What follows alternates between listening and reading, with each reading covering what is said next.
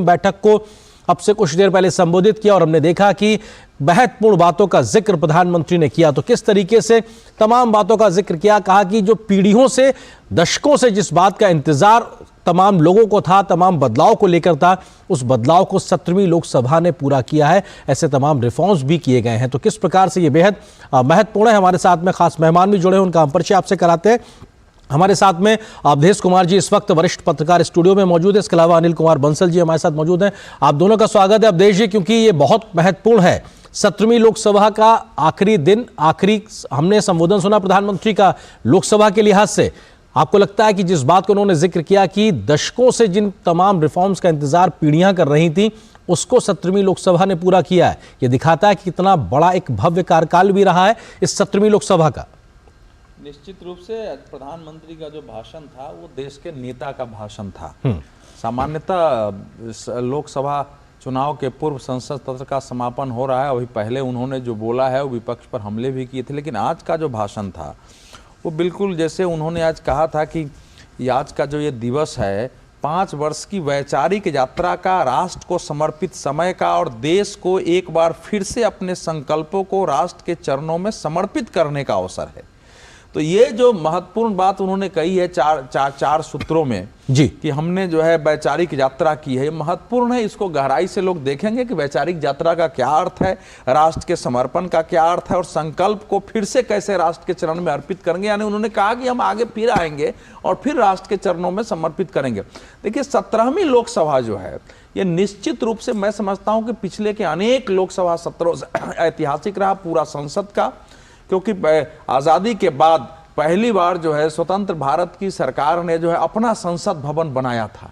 इसकी उन्होंने चर्चा भी की कि संसद भवन बनाया, हालांकि लोकसभा अध्यक्ष के माध्यम से ही होता है, उन्हीं का अधिकार था कि आपके कारण ये लोकसभा नया संसद भवन बना है, उसमें हमने सेंगोल की स्थापना की जी। तो वो ये महत्वपूर्ण, ये हमेशा याद रखा जाएगा कि 17वीं लोकसभा के कार्यकाल में ये बनाया गया। तो दूसरा विषय जो हमारे सामने आपको रोकना चाहेंगे, ये पीयूष गोयल नेता सदन राज्यसभा में इस वक्त अपनी बात रख रहे हैं। देश की पहचान बने, कैसे भारत संवेदनशीलता से देश की सरकारें चले, उसको अभी अभी नड्डा जी ने विस्तार से बताया। कैसे भारत स्वस्थ हो, कैसे भारत स्वच्छ हो, कैसे भारत का विकास समावेशी हो और स्वाभिमानी हो। मैं माननीय प्रधानमंत्री जी का धन्यवाद करना चाहता हूं कि उनके कर कमलों द्वारा जो प्राण प्रतिष्ठा का कार्यक्रम 22 जनवरी को हुआ और उसके पहले जिस प्रकार से उन्होंने 11 दिन का कठोर अनुष्ठान करके इस देश के भविष्य की आस्था और अस्मिता को उजागर किया, उसके लिए पूरा देश 140 करोड़ भारतवासी प्रधानमंत्री नरेंद्र मोदी जी का धन्यवाद करते हैं, नमन करते हैं, उनका साधुवाद करते हैं। धन्यवाद। माननीय सदस्यगण, प्राचीन पावन नगरी अयोध्या में प्रभु श्री राम की जन्मस्थली पर उनके भव्य दिव्य मंदिर का निर्माण देश के लिए एक ऐतिहासिक और गौरवशाली उपलब्धि है। हम सभी सांसद पूरी एकता, श्रद्धा और भक्ति भाव से इस अवसर पर देशवासियों के उल्लास और उमंग में शामिल हैं। साथ ही इस प्रस्ताव के जरिए इसकी सराहना करते हैं। देश की विकास यात्रा में ये एक अविस्मरणीय क्षण है जो भारत के लिए सामाजिक, सांस्कृतिक और ऐतिहासिक रूप से अत्यंत महत्वपूर्ण है। भारतीय सभ्यता और संस्कृति के कण कण में प्रभु श्री राम, माता सीता और रामायण रचे बसे हैं। हमारे लोकतांत्रिक मूल्य और सभी के लिए न्याय को समर्पित हमारा संविधान राम राज्य के आदर्शों से प्रेरित रहा है। राम राज्य का आदर्श पूज्य बापू के हृदय में बसा था। ये हमारा परम सौभाग्य है कि हम सभी अयोध्या के मनोहरी मंदिर में रामलला के विग्रह की प्राण प्रतिष्ठा के साक्षी बने। अयोध्या में प्रभु श्री राम का मंदिर सिर्फ पत्थरों का ढांचा भर नहीं है, बल्कि आस्था और भक्ति के अनंत भावों से परिपूर्ण है। 22 जनवरी 2024 पूरे भारतवर्ष के लिए एक ऐसी तिथि है जिसने देश के कोने कोने को अद्भुत आनंद और उत्साह से भर दिया। दुनिया भर की अलग अलग संस्कृतियां में भी श्री राम मंदिर की खूबी चर्चा रही है। हर ओर आस्था का सागर उमड़ता दिखा। यह एक राष्ट्रीय पर्व का दिन बन गया जिसको लेकर युग युगांतर तक हमारी पीढ़ियां अभिभूत होती रहेंगी। हमारे माननीय प्रधानमंत्री ने भगवान राम से जुड़े इस पावन अवसर पर पूरे देश को एक सूत्र में पिरोने में अतुलनीय भूमिका निभाई है। उन्होंने श्री रामलला के विग्रह की प्राण प्रतिष्ठा के अनुष्ठान के लिए पूरे समर्पित भाव से कठिन नियमों का पालन किया। इस दौरान वे नासिक से लेपाक्षी और त्रिप्रयार से लेकर रामेश्वर तक प्रभु श्री राम से जुड़े महत्वपूर्ण तीर्थ स्थानों पर भी गए और राष्ट्रीय एकता का संदेश दिया।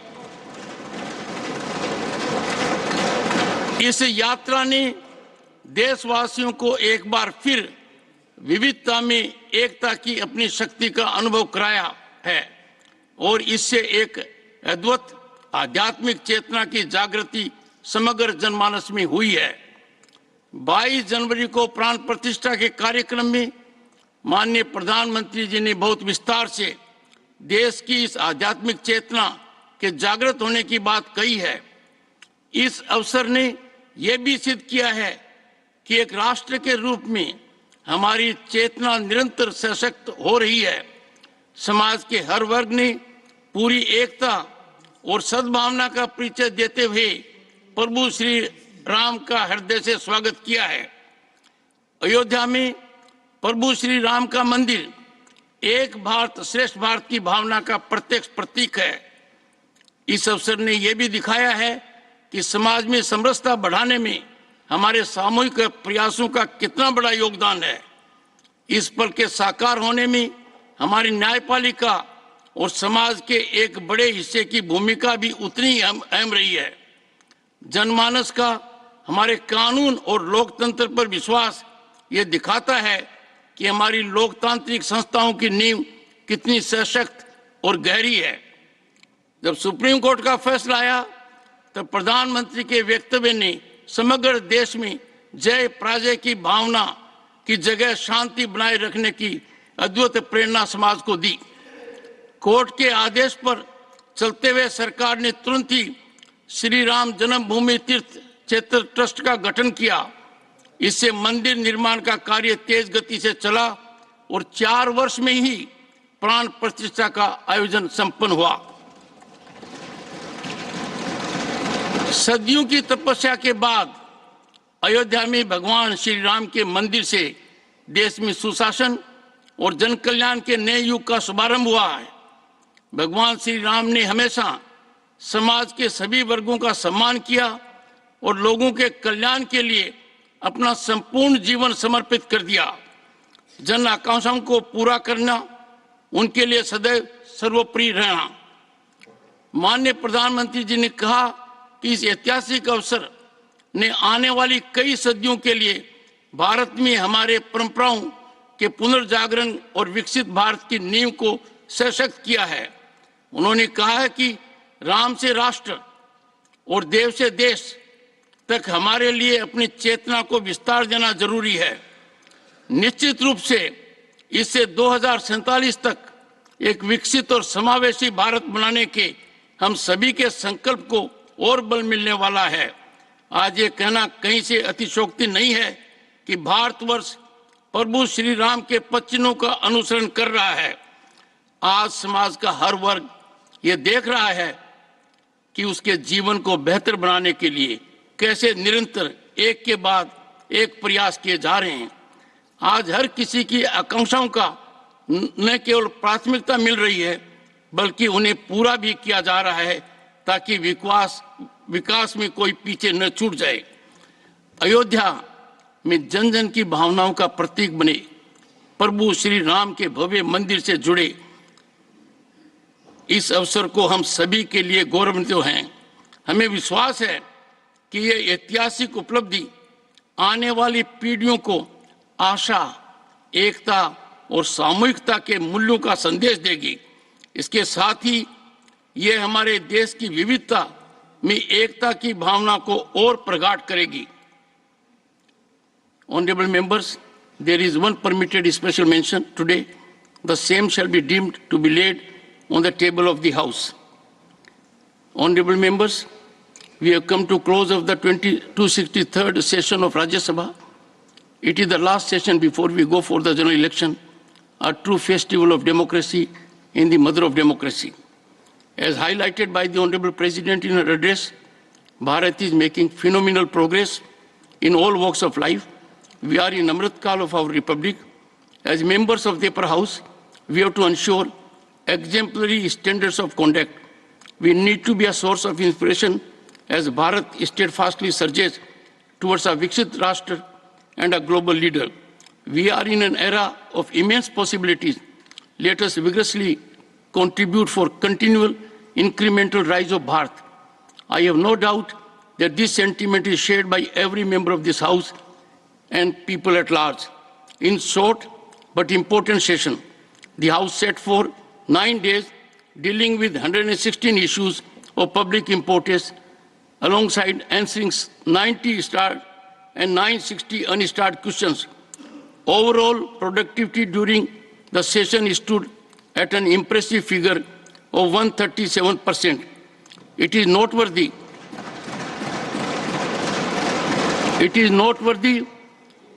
that during this session, honorable members spoke in 15 regional languages with simultaneous interpretation in Hindi and English.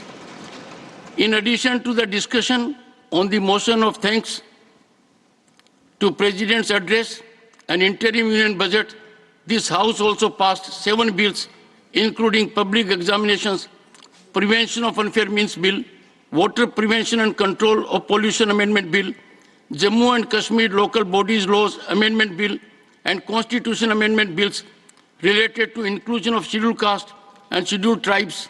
I would like to mention that 22 private member bills have been introduced in this session. Honorable members, the House also bade farewell to 68 members. Out of these, 3 members retired in month of January, and the remaining 65 would be retiring between February to July this year. Let me express our profound appreciation for the distinct service rendered by each one of our esteemed retiring colleagues. I extend my heartfelt appreciation to the Honorable Deputy Chairperson, Sri Harivansh Ji, and members of the panel of Vice Chairpersons for assisting me in conducting the proceedings of the House. I also thank Leader of the House, the Leader of the Opposition, Minister of Parliamentary Affairs, the leaders of various parties, and honorable members for their cooperation. I acknowledge the untiring efforts of the Secretary General and his team of dedicated officers and staff in ensuring that the session runs smoothly. Before I conclude, I would like to extend my good wishes to all of you for the forthcoming festivals and for the general election. The national song.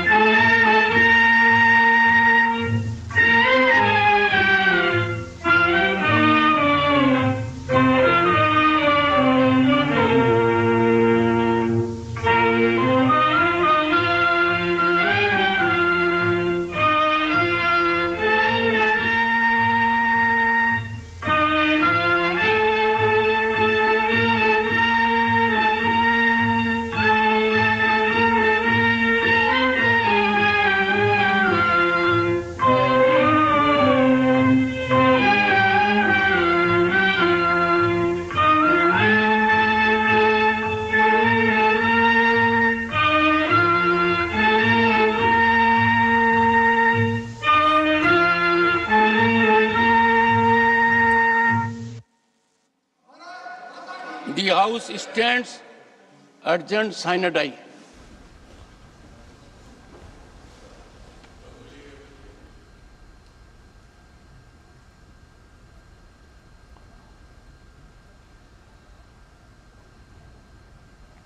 तो ये तस्वीरें आप सीधे राज्यसभा की कार्रवाई की देख रहे थे, जहां बजट सत्र का आज वहां सत्रावसान हुआ। हम जानते हैं कि संसद के लिहाज से अपर हाउस राज्यसभा और लोअर हाउस लोकसभा है।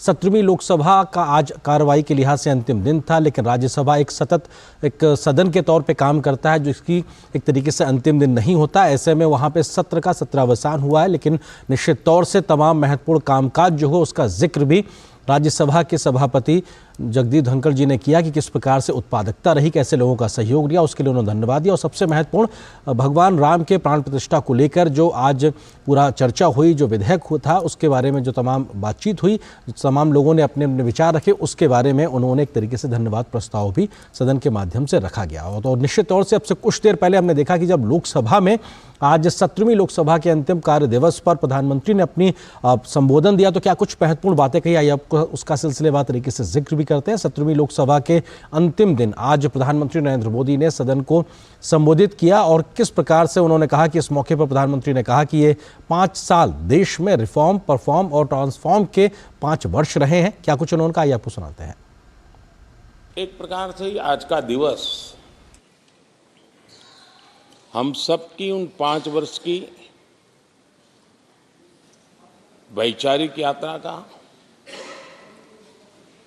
राष्ट्र को समर्पित उस समय का, देश को फिर से एक बार अपने संकल्पों को राष्ट्र के चरणों में समर्पित करना ये अवसर है। ये 5 वर्ष देश में रिफॉर्म, परफॉर्म एंड ट्रांसफॉर्म, ये बहुत रेयर होता है कि रिफॉर्म भी हो, परफॉर्म भी हो और हम ट्रांसफॉर्म होता अपनी आंखों के सामने देख पाते हो, एक नया विश्वास भरता हो। ये अपने आप में 17वीं लोकसभा से आज देश अनुभव कर रहा है और मुझे पक्का विश्वास है कि देश 17वीं लोकसभा को जरूर आशीर्वाद देता रहेगा।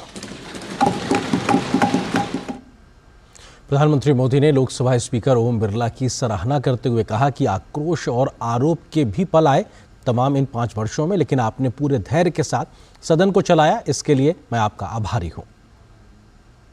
बहुत ही संतुलित भाव से और सच्चे अर्थ में निष्पक्ष भाव से इस सदन का मार्गदर्शन किया, सदन का नेतृत्व किया। मैं इसके लिए भी आपकी भूरी भूरी प्रशंसा करता हूं। आक्रोश के पल भी आए, आरोप के भी पल आए, लेकिन आपने पूरे धैर्य के साथ इन सभी स्थितियों को संभालते हुए और एक सूझबूझ के साथ आपने सदन को चलाया, हम सबका मार्गदर्शन किया। इसके लिए भी मैं आपका आभारी हूं। और प्रधानमंत्री मोदी ने कहा कि 17वीं लोकसभा के 7 सत्र ज्यादा प्रोडक्टिविटी वाले रहे हैं। इस सफलता के लिए प्रधानमंत्री ने सभी सांसदों और फ्लोर लीडर्स का आभार जताया। पहले सत्र में दोनों सदनों ने कुल 30 विधेयक पारित किए थे। ये एक रिकॉर्ड था, इस बात का भी जिक्र प्रधानमंत्री ने किया। आदरणीय अध्यक्ष जी, आपकी कुशलता और माननीय सांसदों की जागरूकता, उन सबका संयुक्त प्रयास मैं कह सकता हूं कि जिसके कारण 17वीं लोकसभा की प्रोडक्टिविटी करीब 97% रही है। 97% प्रोडक्टिविटी अपने आप में प्रसन्नता का विषय है, लेकिन मुझे विश्वास है कि आज जब 17वीं लोकसभा की हम समाप्ति की तरफ बढ़ रहे हैं, तब एक संकल्प लेकर के 18वीं लोकसभा प्रारंभ होगी कि हम हमेशा 100% से ज़्यादा प्रोडक्टिव वाली हमारी कार्यवाही करेंगे। और उसमें भी 7 सत्र 100% से भी ज़्यादा प्रोडक्टिविटी वाले रहे। प्रधानमंत्री मोदी ने कहा कि 17वीं लोकसभा ने नए बेंचमार्क स्थापित किए हैं। हमारे संविधान लागू होने के 75 वर्ष भी इसी कालखंड में पूरे हुए। इसी सदन ने आर्टिकल 370 को हटाकर संविधान के पूर्ण रूप को पूर्ण प्रकाश के साथ उसका प्रकटीकरण भी किया है। अनेक पीढ़ियों ने एक संविधान इसके लिए सपना देखा था, लेकिन हर पल उस संविधान में एक दरार दिखाई देती थी, एक खाई नजर आती थी, एक रुकावट चुभती थी। लेकिन इसी सदन ने आर्टिकल 370 हटा करके संविधान के पूर्ण रूप को उसके पूर्ण प्रकाश के साथ उसका प्रकटीकरण हुआ। और मैं मानता हूं जब संविधान के 75 वर्ष हुए हैं, जिन जिन महापुरुषों ने संविधान को बनाया है उनकी आत्मा जहां भी होगी जरूर हमें आशीर्वाद देते होंगे ये काम हमने पूरा किया। जम्मू कश्मीर के लोगों को सामाजिक न्याय से वंचित रखा गया था। आज हमें संतोष है कि सामाजिक न्याय का जो हमारा कमिटमेंट है वो हमारे जम्मू कश्मीर के भाई बहनों को भी पहुंचा करके हम आज एक संतोष की अनुभूति कर रहे हैं। प्रधानमंत्री ने कहा कि नई संसद की शुरुआत नारी शक्ति वंदन अधिनियम से हुई है। जब भी इस नए सदन की चर्चा होगी तब नारी शक्ति वंदन अधिनियम का जिक्र जरूर होगा। नए सदन की पवित्रता का एहसास उसी क्षण हो गया था जब अधिनियम पास हुआ। जब भी इस नए सदन की चर्चा होगी तो नारी शक्ति वंदन अधिनियम इसका जिक्र हो करके, यानी एक, और भले ही वो छोटा सत्र था लेकिन दूरगामी निर्णय करने वाला सत्र था। इस नए सदन की पवित्रता का एहसास उसी पल शुरू हो गया था जो हम लोगों को एक नई शक्ति देने वाला है। और उसी का परिणाम है कि आने वाले समय में जब बहुत बड़ी मात्रा में यहाँ हमारी माताएं बहनें बैठी होगी, देश गौरव की अनुभूति। प्रधानमंत्री ने कहा कि 3 तलाक से मुक्ति का बहुत महत्वपूर्ण और नारी शक्ति के सम्मान का काम 17वीं लोकसभा ने ही किया है। 3 तलाक कितने उतार चढ़ाव से हमारी मुस्लिम बहनें इंतजार कर रही थी। अदालतों ने उनके पक्ष में निर्णय किए थे, लेकिन वो हक उनको प्राप्त नहीं हो रहा था। मजबूरियों से गुजारा करना पड़ रहा था। कोई प्रकट रूप से कहें, कोई अप्रकट रूप से कहें, लेकिन 3 तलाक से मुक्ति का बहुत महत्वपूर्ण और नारी शक्ति के सम्मान का काम 17वीं लोकसभा ने किया है। सभी मान्य सांसद, उनके विचार कुछ भी रहे हो, उनका निर्णय कुछ भी रहा हो, लेकिन कभी न कभी तो कहेंगे कि हाँ, इन बेटियों को न्याय देने का काम भी करने के समय हम वहाँ मौजूद हैं। तो 17वीं लोकसभा के लिहाज से आज का ऐतिहासिक दिन और किस प्रकार से महत्वपूर्ण संबोधन आज अंतिम दिन प्रधानमंत्री का हुआ, इस पर बात करने के लिए 2 खास मेहमान हमारे साथ लगातार बने हुए हैं। स्टूडियो में हमारे साथ वरिष्ठ पत्रकार अवधेश कुमार जी लगातार मौजूद हैं। इसके अलावा वरिष्ठ पत्रकार अनिल कुमार बंसल जी भी हमारे साथ बने हुए हैं। अनिल जी, आपसे समझना चाहेंगे, क्योंकि हर एक लोकसभा के 5 साल की एक कालखंड को एक अलग प्रकार से मूल्यांकन उसका किया जाता रहा है। 17वीं लोकसभा के लिए जिस बात का जिक्र आज प्रधानमंत्री ने भी किया कि परफॉर्म, रिफॉर्म और ट्रांसफॉर्म का एक दौर रहा, किस तरीके से आप उसको देखते हैं? क्या वो महत्वपूर्ण पड़ाव थे जिनकी वजह से 17वीं लोकसभा को याद रखा जाएगा? देखिए, सबसे महत्वपूर्ण जो स्थितियां रही, धारा 370 जो हम आज़ादी के बाद से लगातार चर्चा करते रहे, एक विधान, एक देश, एक निशान, एक संविधान, तो ये जो इसको आसान नहीं था। ये इतना बड़ा काम हुआ जिसको हम कल्पना भी नहीं कर सकते थे, और ये एक झटके में सरकार ने कर दिया। ये 17वीं लोकसभा के अंदर ही हुआ। और दूसरा जो 3 तलाक का प्रधानमंत्री जी ने जिक्र किया वो, और सबसे महत्वपूर्ण बात, कोरोना का जो 2 साल का संकट रहा, पीरियड खराब, उस समय ऐसा लगता था कि जो हमारे संविधान के नियम हैं, संसद की बैठकें होंगी या नहीं होंगी, 6 महीने से ज़्यादा का अंतर नहीं हो सकता, उस सब चीज़ों का भी लोकसभा अध्यक्ष या सरकार या प्रधानमंत्री जी सबने मिलकर जिस तरह से संविधान की रक्षा, नियमों की रक्षा और उस संकट की घड़ी में न केवल अपने देश में कोरोना से लड़ाई लड़ी, पूरी दुनिया को वैक्सीन दी, भारत का गौरव ऊंचा किया, नाम रोशन किया, सद्भाव और सहकारिता की भावना बढ़ी, तो ये निश्चित रूप से 17वीं लोकसभा का बहुत बड़ा अहम रोल रहा। कई लोकसभाएं हमने पिछली 6-7 लोकसभाओं के तो हम साक्षी रहे हैं।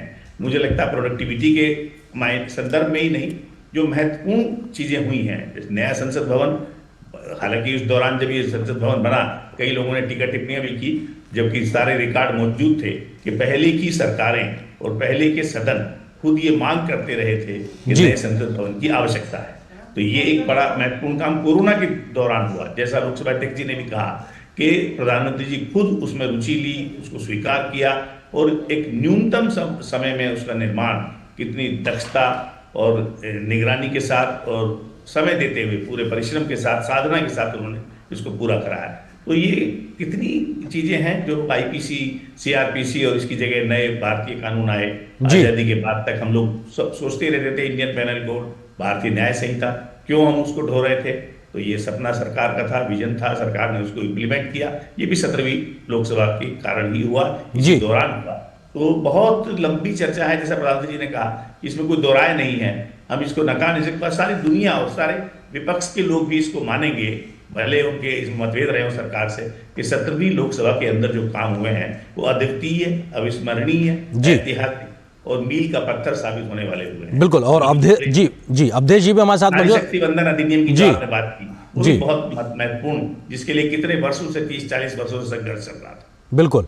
और ये अपने आप में बेहद महत्वपूर्ण, क्योंकि आधी आबादी के न्याय को लेकर लगातार बात होती है और नई संसद भवन के पहले विधेयक के तौर पे नारी शक्ति वंदन अधिनियम एक तरीके से पास होता है, ये भी बहुत महत्वपूर्ण। अवधेश जी, आपको लगता है कि ट्रिपल तलाक का मसला हो, नारी शक्ति वंदन अधिनियम की बात हो या महिलाओं को मिल रहे अवसर हो, इस बात का भी जिक्र आज प्रधानमंत्री ने किया और ये दिखाता है कि कैसे उनकी विकास की यात्रा में, सामाजिक आर्थिक न्याय की इस यात्रा में महिला कहीं केंद्र बिंदु में रही है। कि ट्रांसजेंडर्स भी रहे हैं, मतलब देश को एक प्रोग्रेसिव, एक प्रगतिशील, एक प्रगतिशील समाज, देश के निर्माण की दृष्टि से देखा जाए, एक कानून की समानता पर आधारित और संविधान में जो समानता के अधिकार की बात है, इक्वलिटी बिफोर लॉ, उसकी दृष्टि से बात किया जाए, और साथ ही साथ आज़ादी के सपनों का, जो भारत का एक सपना था कि भारत विश्व के लिए एक आदर्श देश बने, अपनी अध्यात्म, अपनी संस्कृति, अपनी सभ्यता के आधार पर खड़ा होते हुए, तथा आज की दुनिया में अंतर्राष्ट्रीय स्तर पर भारत की धाक बढ़े, वो विश्व के एक लीडर के रूप में खड़ा हो, अंतर्राष्ट्रीय राजनीति में, रक्षा की दृष्टि से, उस सब दृष्टि से देखेंगे तो 17वीं लोकसभा पीछे के अनेक लोकसभाओं की दृष्टि से, मैं पहले लोकसभा की बात नहीं कर रहा हूं, उन्होंने बहुत सारे से, ये बिल्कुल एक ऐतिहासिक था। जैसा अनिल जी ने कहा, अविस्मरणीय तो कह ही सकते हैं। तो ये बात सच है कि मैंने अब नहीं सोचा था कि मैं अपने जीवन में कश्मीर से संबंधित धारा 370 को खत्म होते देखूंगा। 35A की लड़ाई देश लड़ रहा था, 35A का मामला सुप्रीम कोर्ट में था, और प्रधानमंत्री ने ठीक ही बोला है कि उससे जो संविधान निर्माता है वो हमें आशीर्वाद दे रहे होंगे, क्योंकि संविधान निर्माताओं ने उस ढंग से 370 की कल्पना नहीं की थी।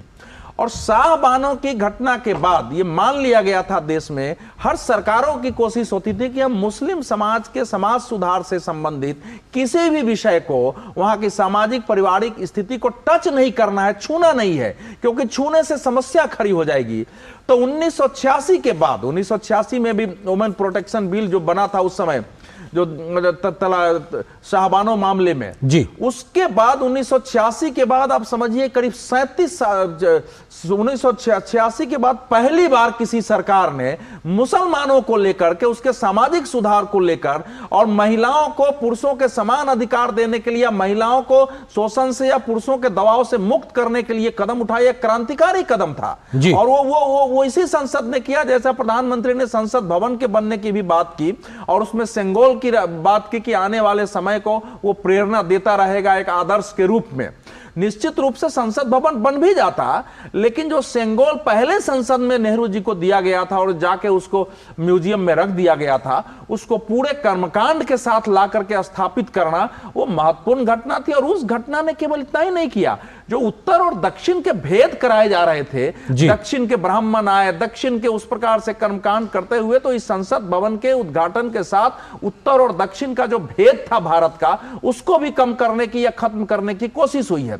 तो यह सदन अनेक मायनों में महत्वपूर्ण है। और इसी में जैसा वो अनिल जी कह रहे थे कि भाई ये जो कोरोना काल था, वो कोरोना काल भयावह था। मुझे नहीं लगता है कि किसी भी संसद को इतने लंबे किसी महामारी का, और ऐसी महामारी का जिसका कोई इलाज नहीं हो, जिसके लिए कोई प्रोटेक्शन की दवा नहीं बनाई गई हो, उसको झेलना पड़ा हो, संसद चलाना भी हो जी, तो उसमें इस संसद ने जो जिस ढंग से अपनी एकता दिखाई है विपक्ष और सत्ता पक्ष के रहते हुए, हालांकि बाहर तो प्रश्न उठाए जा रहे थे कि कैसे हुआ है, और उसमें संसद ने जरा दूरी बनाई है, कैसे राज्यसभा कब होगा, उसी संसद में लोकसभा कब होगा, ये भी पहले नहीं हुआ था, क्योंकि हमारे यहाँ उतनी जगह थी कि राज्यसभा लोकसभा एक साथ चला, तो शायद इसीलिए नई संसद भवन के जो बड़े बृहद आकार है वो भी कहीं ना कहीं हमें व्यवहारिकता की तरह आगे ले जाते हैं। आप महत्वपूर्ण बात कह रहे हैं। नहीं, लेकिन एक बात और देखिए, ये संसद भवन पहली बार है। सोमनाथ का मंदिर जरूर बना, लेकिन उसका संसद में प्रस्ताव पारित नहीं हुआ था। यद्यपि उसमें डॉक्टर राजेंद्र प्रसाद उद्घाटन में गए थे,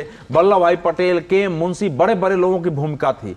ये पहली बार है संसद में कि भारत की दोनों संसद सदनों में एक प्रकार सर्वसम्मति से प्रस्ताव पारित हुआ है, और उसके भारत के पुनर्जागरण का, और जो उसके भारत के आध्यात्मिक चेतना के रूप में विकसित होने की जो बात की गई है, वो महत्वपूर्ण है। बिल्कुल, वो संसद से निकली है जी। सब लोगों ने एक आध्यात्मिक भारत की कल्पना की थी, वो आज एक कहीं ना कहीं संसद से भी दिखाई पड़ा है। अनिल जी, ये बहुत महत्वपूर्ण है, क्योंकि संसद के दोनों सदनों में, लोकसभा राज्यसभा में, आज राम मंदिर के निर्माण को लेकर एक प्रकार से धन्यवाद प्रस्ताव आया सरकार के लिहाज से।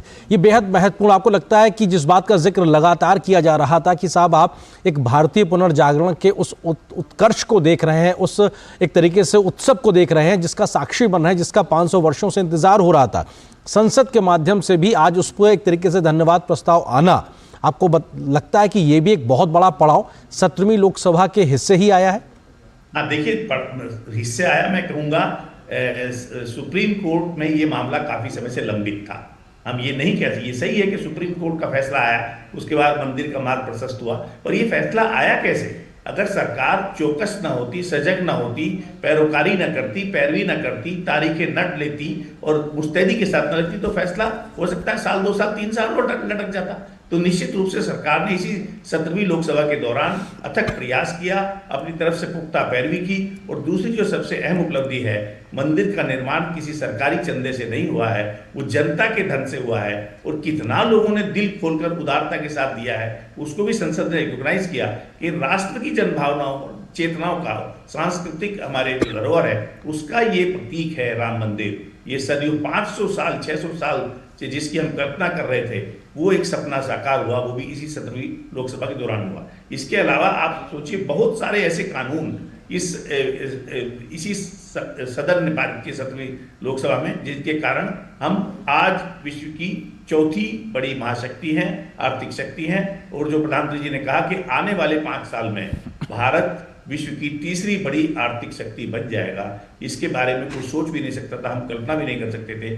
आज विश्व स्तर पर हमारी आर्थिक प्रगति, हमारी सांस्कृतिक प्रगति, हमारी वैज्ञानिक प्रगति, हमारी सॉफ्टवेयर की प्रगति, पूरी दुनिया उसका लोहा मान रही है। और 17वीं लोकसभा के अंदर ही ऐसे बहुत सारे कानून पारित हुए हैं जिनके कारण देश की प्रगति, आर्थिक प्रगति, सांस्कृतिक प्रगति, सामाजिक न्याय, इनकी राह और तेज हुई, प्रगति हुई, रफ्तार बढ़ी। तो इसलिए इस मायने में भी कितने हैं, प्रधानमंत्री जी ने बहुत सारे विधेयकों की चर्चा भी की, चाहे वो डिजिटल क्षेत्र के हों, या मान लो अभी अवधेश जी ने कहा भाई सामाजिक न्याय। ये अजीब बात थी, एक भारत में ऐसा भी राज्य था जहां आरक्षण नहीं था, जहां दलितों के लिए कोई उद्धार की, बराबरी में आने की स्थिति नहीं थी, किसी ने के बारे में सोचा ही नहीं। और ये धारा 370 कोई पार्लियामेंट से पारित नहीं थी, ये कहीं से संविधान सभा ने नहीं लगाई थी। तो इसलिए जब सरकार का संकल्प था, इससे पहले सब लोग कहते थे ये कैसे हो सकता है, इसलिए तो ये चाहिए, वो चाहिए, तमाम बातें थी। लेकिन सरकार की चूंकि निष्ठा थी, देखिए याद कीजिए जब श्यामा प्रसाद मुखर्जी जी का बलिदान हुआ, तब से कब से ये लड़ाई चल रही थी। उस बड़े संकल्प को 370 को एक झटके में सरकार ने जितना बड़ा महत्वपूर्ण काम किया, राष्ट्र की एकता और अखंडता के लिए ये मील का पत्थर है।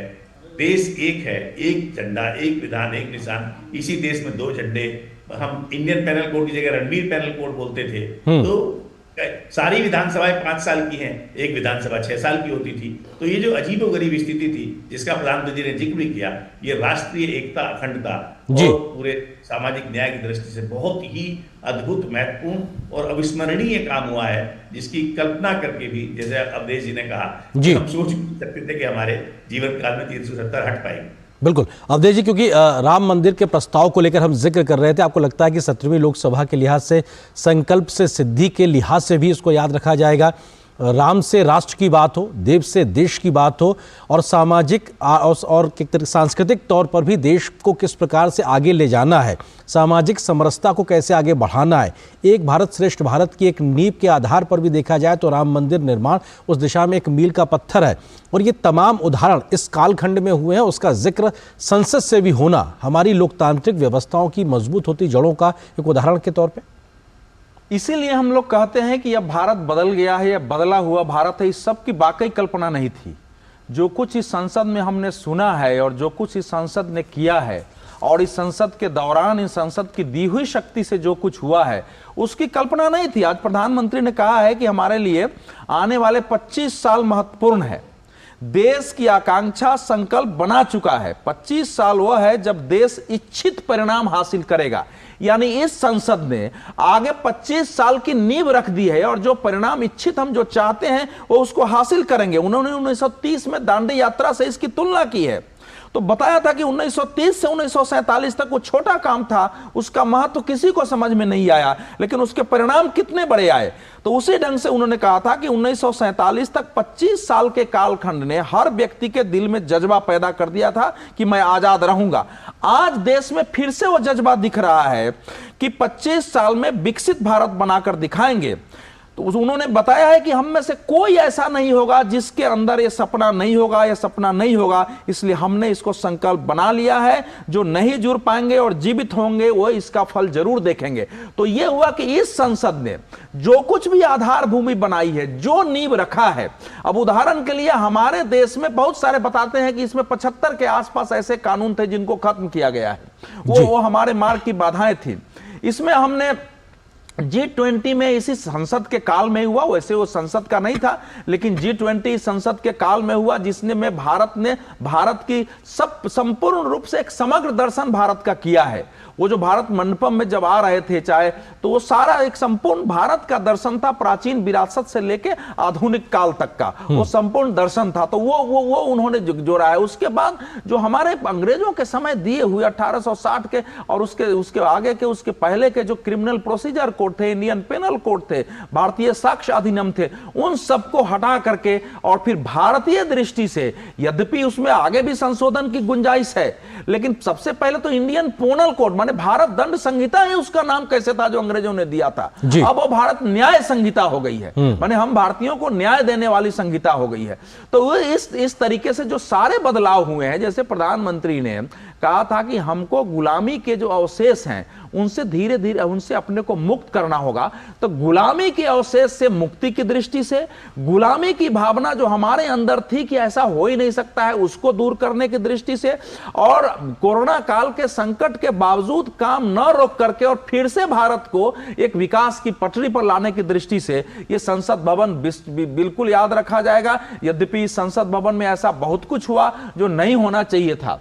हमने यहाँ देखे हैं कि संसद भवन में टेबल पर, अध्यक्ष के टेबल पर कागज फेंकने से लेकर के और हंगामे के तरीके और जिसमें शब्दों के प्रयोग हुए हैं और जिस ढंग से सांसदों के अभूतपूर्व निलंबन की कार्रवाई हुई है, हालांकि बाद में फिर सांसदों का निलंबन भी वापस हुआ है, वो भी इसका एक निगेटिव पक्ष है। लेकिन इसके रहते हुए, इतना विरोध होते हुए भी 97% उत्पादकता अगर है तो ये आसान नहीं है। पिछले समय, लंबे समय से, मैं समझता हूं 10वीं लोकसभा के बाद से तो हम लोगों ने किसी संसद में इतनी उत्पादकता नहीं देखी। और उसमें भी 7 सत्र ऐसे रहे हैं जिनकी 100% उत्पादकता रही है। इस बात का जिक्र भी प्रधानमंत्री ने किया। अनिल जी, आपको लगता है कि 97% उत्पादकता की बात अभी 17वीं लोकसभा में, अगली आने वाली लोकसभा 100% या उससे ज्यादा काम करे, इस बात का भी जिक्र प्रधानमंत्री ने किया। और पहले कई बार सार्वजनिक तौर से तीसरे टर्म की भी बात कर चुके हैं। तो ये भी एक अपने आप में दिखाता है कि अभी से अपने लिए बेंचमार्क्स तय किए गए हैं कि विधायी कामकाज को लेकर कैसे तीव्र गति से आगे बढ़ना है। वो तो प्रधानमंत्री जी बार बार बोलते हैं कि जो मैं बोलता हूं, मेरी आवाज में जो दम है वो मेरा दम नहीं है, वो देश की जनता का जो मेरे प्रति विश्वास है उसका दम है। तो वो तो आत्मविश्वास, जन समर्थन और जो उनकी लोकप्रियता और जनप्रियता उसके कारण है, इसमें कोई संदेह की बात ही नहीं है कि कोई जिस राजनेता की आज वैश्विक स्तर पर धाक है, भारत ही नहीं, और जो उनका सपना है कि जो भारत सोने की चिड़िया होता था, पहले सोने की चिड़िया कहलाता था भारत, तो 2047 में वही सोने की चिड़िया वाला स्वरूप देश का बहाल होगा, ऐसा आत्मविश्वास, वो देश की जो रफ्तार है, जो वो कहते हैं कि जिस गति पर हमने रख दिया है, ये जरूरी नहीं है कि 2047 में वही प्रधानमंत्री हो, ये आवश्यक नहीं है, लेकिन वो कहते हैं कि जो आधारशिला हो गई है, जिस पटरी पर एक बार हमारी विकास की गति, विकास की गाड़ी दौड़ने लगी है, अब उसमें कोई संदेह नहीं है कि 2047 में, आडवाणी जी पहले 30-40 साल, 20-25-30 साल पहले कहा करते थे कि 21वीं सदी एशिया की सदी होगी, और मोदी जी ने साबित कर दिया कि 21वीं सदी का आने वाला पीरियड जो है वो भारत की सदी साबित करेगा 21वीं सदी को।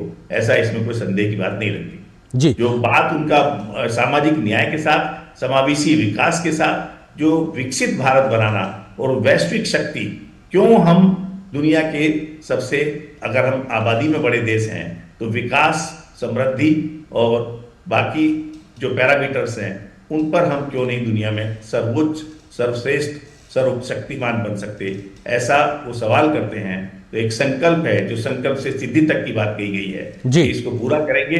और अवधेश जी ने कहा कि दांडी मार्च 1930 में 17 ही साल में आबादी, देश को आज़ादी मिली।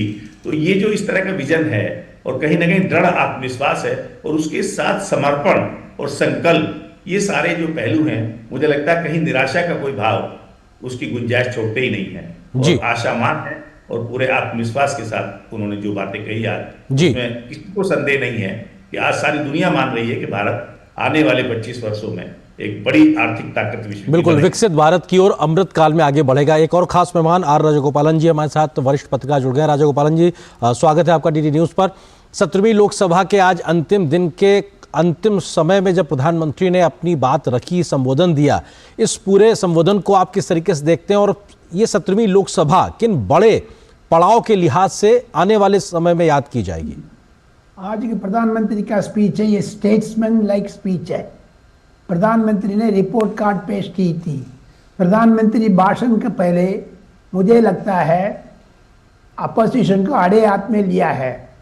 कभी मैं ये नहीं सुना है प्रधानमंत्री का आखिर स्पीच में इतना एमपी सदस्य में नहीं रहते हैं, क्योंकि उनकी पता है जो इनकी कार्रवाई खत्म होने वाले हैं करके छोड़ दे। मनमोहन सिंह ने लास्ट मोमेंट में जो एड्रेस किया था लोकसभा में, उसमें 10% भी नहीं है, लेकिन आज बीजेपी एमपीस ने 100% अटेंडेंस था।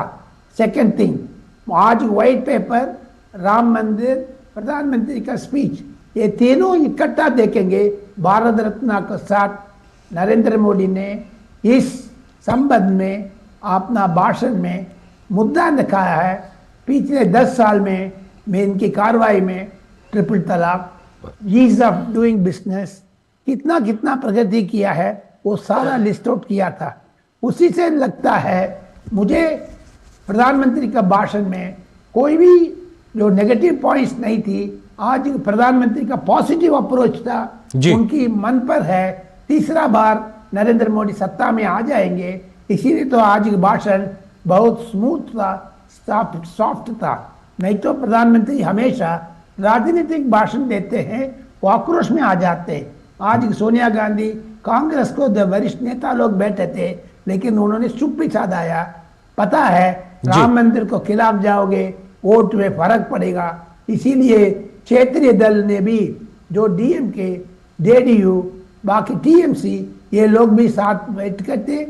शिवसेना भी चुप रहा, कुछ नहीं बोला है। आज प्रधानमंत्री का भाषण दी बेस्ट थी।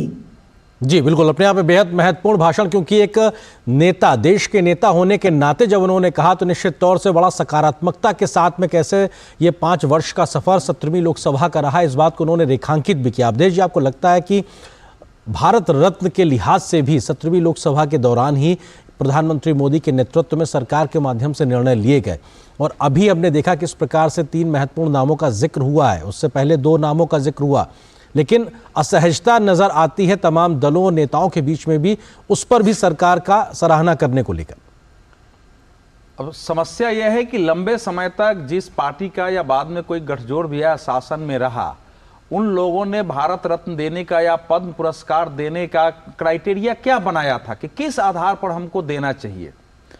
अगर क्राइटेरिया सही होता तो कम से कम आप कर्पूरी ठाकुर हैं, चौधरी चरण सिंह हैं, नरसिंहा राव हैं, ये सबको पहले ही भारत रत्न मिलना चाहिए था। आज अगर आपको अफसोस हो रहा है कि हमने क्यों नहीं दिया, तो उसमें आपका दोष था, क्योंकि क्राइटेरिया आपका क्या रहा है। मैं ये कह रहा हूं कि ये आज इस समय एक प्रचार भी हो रहा है कि नरसिंहा राव बीजेपी के बहुत अनुकूल थे या चरण सिंह भी जो है बीजेपी आरएसएस के विरुद्ध नहीं थे। ये दोनों सच नहीं है, उन दोनों का कंट्रीब्यूशन है। नरसिंहा राव ने भारत के संपूर्ण जो है इकोनॉमी ही नहीं, हमारी फॉरेन पॉलिसी जो इंटरनेशनल रिलेशंस है, साथ साथ हमारा जो डिफेंस है, उसका पूरा एक जिसको बोलते हैं स्पेक्ट्रम चेंज कर देना, वन क्रम बदल देना। जब नरसिंहा राव प्राइम मिनिस्टर बने थे तो हमारे पास 2 हफ्ते का बैलेंस ऑफ पेमेंट बचा था। चंद्रशेखर जी के कार्यकाल में सोना गिरवी रखना पड़ा था और देश जो है डिफॉल्टर होने के कगार पर था। दुनिया की कोई भी फाइनेंशियल इंस्टीट्यूट भारत को कर्ज देने के लिए तैयार नहीं था जी। दूसरी ओर देश में असम का देख लीजिए, असम में पूरा एकदम एक गृह युद्ध जैसे हालात थे। जम्मू कश्मीर की स्थिति, पंजाब की स्थिति, और उसके बाद मंडल आयोग के बाद जो देश में एक विरोध में लहर उठी थी और उसके कारण जो लड़ाई चल रहा था, राम जन्मभूमि का आंदोलन था, पूरे देश में उथल पुथल था जी। और सोवियत संघ का विघटित होने के बाद, जब सोवियत संघ विघटित हुआ, पूर्वी यूरोप से साम्यवादी व्यवस्थाओं का अंत हुआ, तो भारत के सामने नए सिरे से अपने इंटरनेशनल रिलेशन को स्थापित करने की समस्या हो गई, क्योंकि हम सोवियत संघ पर बहुत ज्यादा निर्भर थे। पूरे डिफेंस के लिए तो हम निर्भर ही थे, इक्विपमेंट से लेकर के बाकी के लिए। वो एक बड़ा कठिन काल था। उस कठिन चुनौती से कम बहुमत न होते हुए भी जिस व्यक्ति ने निकाला और एक आधार दिया, जैसे डेंग सियाओपिंग ने चीन में दिया था, वैसे ही आधार दिया रिफॉर्म देश का किया। आज जो कुछ भी हम देख रहे हैं उसकी आधार भूमि उन्होंने रखी थी। तो उस आदमी को तो कांग्रेस ने नकार दिया। तो 10 साल तक यूपीए की सरकार रही, नरसिंह राव का नाम ही नहीं लेते थे। जबकि लेकिन उसके साथ साथ आप देखिए कि नरसिंह राव ने आरएसएस पर बैन लगाया। मैंने आरएसएस पर 3 बार जो बैन लगा है, एक बार इंदिरा गांधी के शासनकाल में, तो उसमें तो आपातकाल पर सब पर बैन लग गया था जी। या फिर गांधी जी की हत्या के बाद नरसिंह राव ने 6 दिसंबर 1992 के विध्वंस के बाद आरएसएस पर बैन लगाया। भाजपा की 3 सरकारों को बर्खास्त कर दिया। उत्तर प्रदेश तो फिर भी समझ में आता है। तो यह कहना कि बहुत अनुकूल थे, इस रूप में तो नहीं माना जाएगा अनुकूल थे। फिर कोर्ट ने जो है बैन हटाया है आरएसएस पर से। बावजूद अगर नरेंद्र मोदी सरकार ने उनको भारत रत्न दिया है, तो यह बताता है कि वैचारिक रूप से हमारे आप विरोधी भी रहे हो, सैद्धांतिक रूप से हमारा मतभेद रहा हो, लेकिन आपका इस देश में योगदान है, उसको सम्मान स्वीकार करना और सम्मान देना। एक बहुत बड़ी परंपरा एक शुरू हुई है। पहले के परंपरा में एक लाइन चरण सिंह पर भी देखिए, चरण सिंह में सारे गुण थे, लेकिन उन्होंने भी जो फिर कह रहा हूं कि उन्होंने भी जनता पार्टी जो टूटी थी वो दोहरी सदस्यता के नाम पर टूटी थी। और उस समय यह उठाया गया था कि जनसंघ के जो लोग जनता पार्टी में हो आरएसएस की सदस्यता छोड़ें, और उसके आधार पर जनता पार्टी बटी थी, जबकि आरएसएस की सदस्यता नहीं होती थी। तो कोई चरण सिंह को भी कहा जाए कि कोई आरएसएस बीजेपी के बहुत सपोर्टर आदमी थे, वो नहीं थे। लेकिन किसानों के क्षेत्र में, कृषि के क्षेत्र में संबित सरकार का यह उत्तर प्रदेश में पहला नेतृत्व, जिस मुद्दे पर उन्होंने कांग्रेस को छोड़ा था, किसानों के और भूमि के अधिकार हक को लेकर के, वो सब ऐसे थे कि उनके योगदान को याद किया गया है। इसलिए कोई ये ना मान ले ये क्योंकि ये इशू कोई उठा नहीं रहा है, ये सब बिल्कुल अनुकूल थे। जनता पार्टी की सरकार इन लोगों के कारण गिरी, समाजवादी खेमे में चरण सिंह आगे थे उसमें। उसके बावजूद भी उस योगदान को सम्मान और सर्वोच्च सम्मान के तरीके से दिख रहा है। अनिल जी, आपको लगता है कि ये भी पद्म पुरस्कारों की जो चयन प्रक्रिया थी वो अपने आप में एक नए प्रकार की व्यवस्था हुई, और भारत रत्न के लिहाज से भी उन लोगों को चुनना, चाहे भले ही वैचारिक रूप से तमाम प्रकार के विरोधाभास रहे हों, बावजूद उसके देश के योगदान के लिए किस प्रकार से आपने जीवन खपाया है, उसको भी चुनना और सम्मान देना, ये भी इस 17वीं लोकसभा के समय, इस मोदी सरकार के कार्यकाल के समय हमको दिखाई पड़ रहा है। हाँ, निश्चित रूप से देखिए, जो सरकार ने, प्रधानमंत्री जी ने पिछले दिनों कहा था कि लोग पद्म पुरस्कारों की सिफारिश करेंगे, सरकार खुद नहीं करेगी, लोगों से राय लेगी, लोग सिफारिश करेंगे। तो कैसे कैसे लोगों को पुरस्कार मिले हैं, लोग अचरज में पड़ गए कि कितना किसी का योगदान रहा और किसी की उन पर नजर नहीं गई। सिर्फ जो है जो नामचीन लोग हैं, जो इनकी सिफारिशें हैं, सरकार जिनके अनुकूल है उनको पुरस्कार मिल जाए, ऐसा ये बहुत ही मतलब विचित्र किस्म की व्यवस्था चलती रही। तभी तो उन्होंने जब आडवाणी जी को दिया भारत रत्न, तब उन्होंने उल्लेख किया इस बात का कि भाई आपने कितने दिन आप डॉक्टर अम्बेडकर को भी आप नहीं दे पाए, जिनको आप मानते थे संविधान निर्माता, और आप समाज में दलित उत्थान और ये सब बातें करते रहे।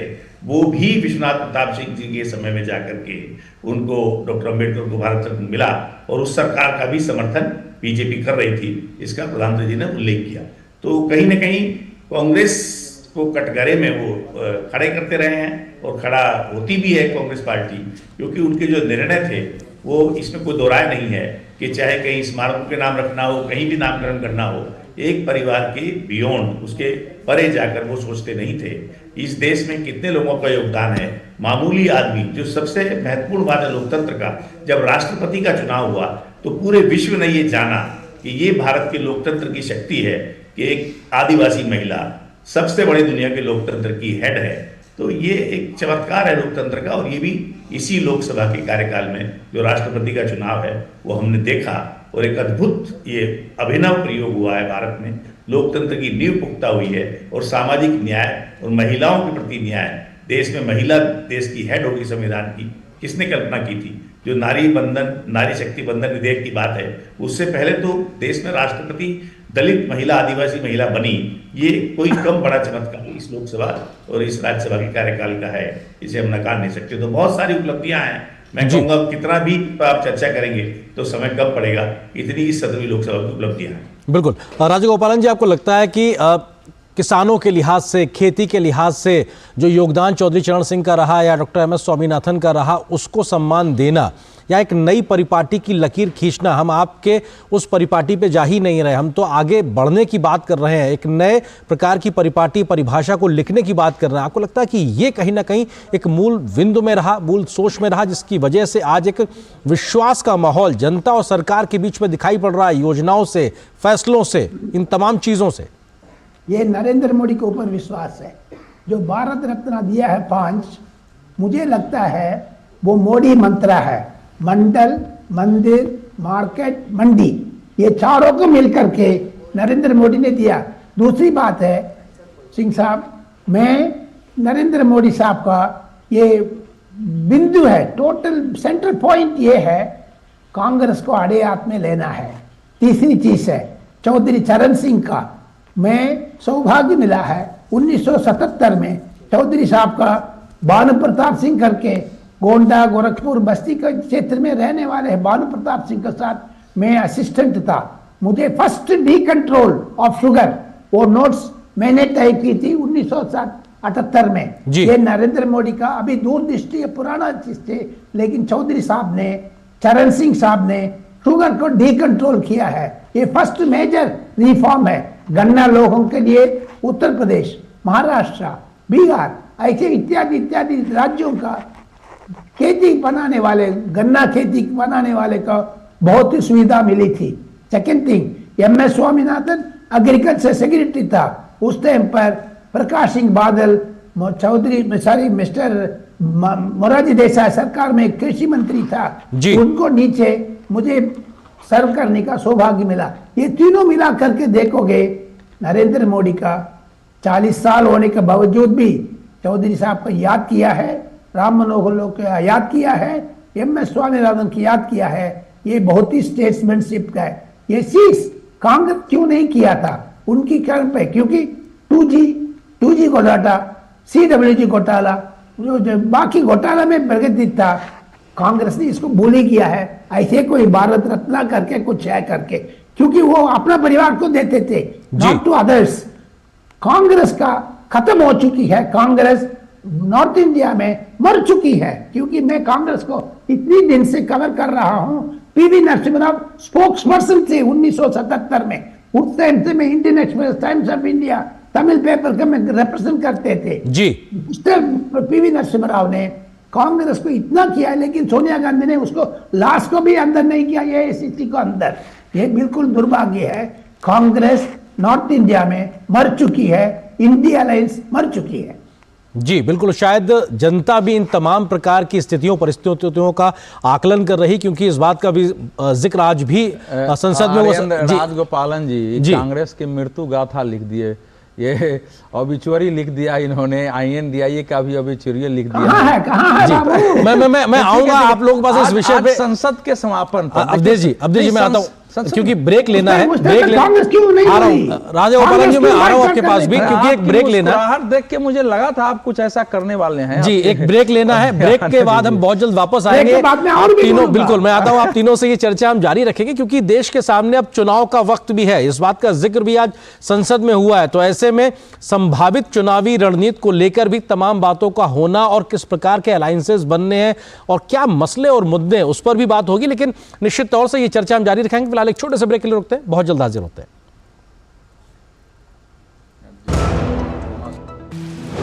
मौसम को अपने पैशन के बीच जो नहीं आने देते, मैं उनका फैन हूं। मेरी तरह SBI भी आपका फैन है, इसलिए SBI आपके लिए थोड़ी एक्स्ट्रा मेहनत करता है। तो excellent customer service, assistance to MSMEs और टेक्नोलॉजी ड्रिवन बैंकिंग सॉल्यूशंस। घर छोड़ दूं, SBI बदल रहा है क्योंकि हम एक बदलते देश के फैन हैं। SBI, देश का फैन। जब दांत खाज की खुजली पे ना हो काबू तो उसे गमछे से नहीं छुपाते बाबू, तो फिर उसे भगाए कैसे? जालिम लोशन लगाकर दांत खाज की खुजली, एक्जिमा जड़ से निकाले। अभी खरीदे जालिम लोशन। गोल्डी छोले मसाले, जहाँ जाए रिश्ते बनाए, जहाँ जाए रिश्ते बनाए, गोल्डी मसाले। लाइफ में फाइनेंशियल आजादी के लिए NPS जरूरी है। रिटायरमेंट में फाइनेंशियल आजादी रहे जारी, NPS से आज ही करे तैयारी। NPS जरूरी है। मोदी सरकार की गारंटी, सस्ती दवाई, अच्छी दवाई, कम से कम 75% डिस्काउंट। अब तक जरूरतमंदों के 23,000 करोड़ रुपए बचे। हमारा संकल्प विकसित भारत। 605।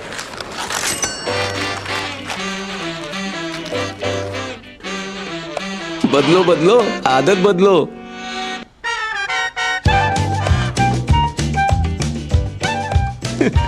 बदलो बदलो आदत बदलो। अब नजदीकी बैंक जाकर फटे पुराने नोट्स बदलिए।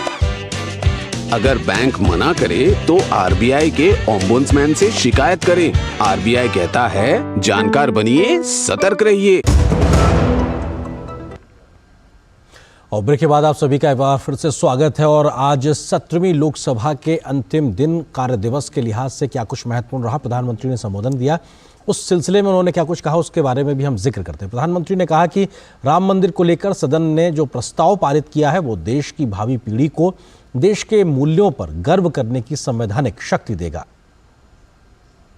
आज राम मंदिर को लेकर के इस सदन ने जो प्रस्ताव पारित किया है वे देश की भावी पीढ़ी को इस देश के मूल्यों पर गर्व करने की संवैधानिक शक्ति देगा। ये सही है कि हर किसी में ये सामर्थ्य नहीं होता है कि ऐसी चीज़ों में तो कोई हिम्मत दिखाते हैं, कुछ लोग मैदान छोड़ के भाग जाते हैं, लेकिन फिर भी भविष्य के रिकॉर्ड को देखेंगे तो आज जो व्याख्यान वो हुए हैं, जो बातें रखी गई हैं, उसमें संवेदना भी है, संकल्प भी है, सहानुभूति भी है और सबका साथ सबका विकास के मंत्र को आगे बढ़ाने का उसमें तत्व भी। प्रधानमंत्री ने कहा कि सेंगोल के रूप में हमने विरासत के अंश और आज़ादी के पहले पल को संजोने का प्रयास किया है, जो आने वाली पीढ़ियों को हमेशा आज़ादी के पहले पल की याद दिलाएगा। संसद के नए भवन में एक विरासत का अंश और जो आज़ादी की पहली पल थी उसको जीवंत रखने का हमेशा हमेशा हमारे मार्गदर्शक रूप में ये सेंगोल को यहाँ स्थापित करने का काम और अब प्रतिवर्ष उसको सेरेमोनियल इवेंट के रूप में उसको हिस्सा बनाने का एक बहुत बड़ा काम आपके नेतृत्व में हुआ है, जो भारत की आने वाली पीढ़ियों को हमेशा हमेशा हमें आज़ादी के उस प्रथम पल के साथ जोड़ के रखेगा और आज़ादी की वो पल क्यों थी, हमें वो याद रहेगा तो देश को आगे ले जाने की वो प्रेरणा भी बनी रहेगी। उस पवित्र काम को आपने किया है। प्रधानमंत्री ने कहा कि हमारा उद्देश्य है कि सामान्य व्यक्ति के जीवन में सरकार कम से कम हस्तक्षेप करे। रोजमर्रा की जिंदगी में हर डगर पे सरकार टांग क्यों अड़ाए? हाँ, जो अभाव में है उसके लिए सरकार हर पल मौजूद हो, लेकिन सरकार का प्रभाव उसकी जिंदगी को ही रुकावट बना दे, ऐसी लोकतंत्र नहीं हो सकता है। और इसलिए हमारा मकसद है सामान्य मानवीय की जिंदगी से सरकार जितनी हट जाए, कम से कम उसकी जिंदगी में सरकार का नाता रहे, वैसा समृद्ध लोकतंत्र दुनिया के सामने हमने आगे बढ़ाना चाहिए। उस सपने को पूरा करेंगे। प्रधानमंत्री ने यह भी कहा कि हमने ट्रांसजेंडर को पहचान दी है, अब वे सम्मान के साथ जीवन यापन कर पा रहे हैं। प्रोग्रेसिव निर्णय यहीं पर हुए हैं, इसी 17वीं लोकसभा में हुए हैं। हमने ट्रांसजेंडर को एक पहचान दी है। अब तक करीब 16-17 हज़ार ट्रांसजेंडर को उनका आइडेंटिटी कार्ड दिया गया है, ताकि उनके जीवन को, और मैंने देखा अब तो मुद्रा योजना से पैसे लेकर के छोटा मोटा वो बिजनेस करने लगी, वो कमाने लगी। पद्मा अवार्ड हमने ट्रांसजेंडर को दिया है, एक सम्मान की जिंदगी जीने के लिए। सरकार से जुड़ी अनेक योजनाओं का लाभ जो अब तक उनको मिलता नहीं था, मिलना प्रारंभ हुआ है। तो ये अपने आप में बेहद महत्वपूर्ण संबोधन प्रधानमंत्री का, और खास मेहमान भी हमारे साथ में वरिष्ठ पत्रकार बने हुए हैं, उनसे भी हम लगातार चर्चा कर रहे हैं। अवधेश कुमार जी हमारे साथ स्टूडियो में मौजूद हैं, इसके अलावा अनिल कुमार बंसल जी और राजगोपालन जी भी हमारे साथ में बने हुए हैं। अवधेश जी, ये महत्वपूर्ण है क्योंकि प्रधानमंत्री को हमने एक बार फिर से सुना, उन्होंने कहा कि राम मंदिर के मसले को लेकर एक तरीके से संवैधानिक शक्ति का एहसास आने वाली पीढ़ी को हो, उसका भी एक काम यहाँ से किया गया। आपको लगता है कि इन शब्दों की में भी अपने आप में बहुत कुछ छिपा हुआ है भविष्य के लिहाज से? बिल्कुल, बहुत ही सोच समझ के शब्द प्रयोग किया गया है, क्योंकि मैंने कहा ना कि इस देश में सेकुलरवाद के नाम पर, सेकुलरिज्म हमारे यहाँ की एक तो संविधान में उसकी परिभाषा ही नहीं है। जो बहस हुई है उसमें जरूर परिभाषा दी गई थी कि हमारे यहाँ अंततः सर्वधर्म समभाव का होगा, लेकिन हम अपने धर्म, सभ्यता, संस्कृति को लेकर संसद में कोई प्रस्ताव ही पारित नहीं करेंगे, उसको औपचारिक रूप से लाएंगे ही नहीं, ये कहीं नहीं लिखा गया था। लेकिन आज तक सभी सरकार इससे बचती रही है।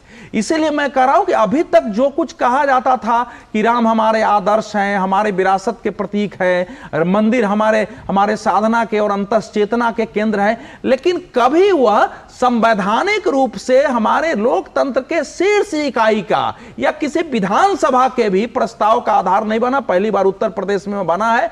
तो आज जो कुछ प्रस्ताव पारित हो उसको ध्यान से देखेंगे तो आने वाले समय में जब भी सेकुलरिज्म पर बहस होगी, भारत के चरित्र पर जब बहस होगी, तो इसको उद्धृत किया जाएगा। मैं समझता हूं कि अनेक बातों की हम लोग चर्चा कर रहे हैं, लेकिन राम मंदिर निर्माण और प्रतिष्ठा को लेकर के जो प्रस्ताव पारित हुआ है वो 1947 से लेकर के और अभी और ये फरवरी 2024 तक कि जो कुछ भी धारा रही है उसको एक प्रकार से पलटने वाला प्रस्ताव है कि पहली बार भारत की संसद ने साहस के साथ जो कुछ है उसको स्वीकार किया है कि हमारे मंदिर भी हमारी प्रेरणा के केंद्र होंगे, मंदिर हमारे लिए शासन के प्रेरणा के केंद्र होंगे, हमारे आदर्श के केंद्र होंगे।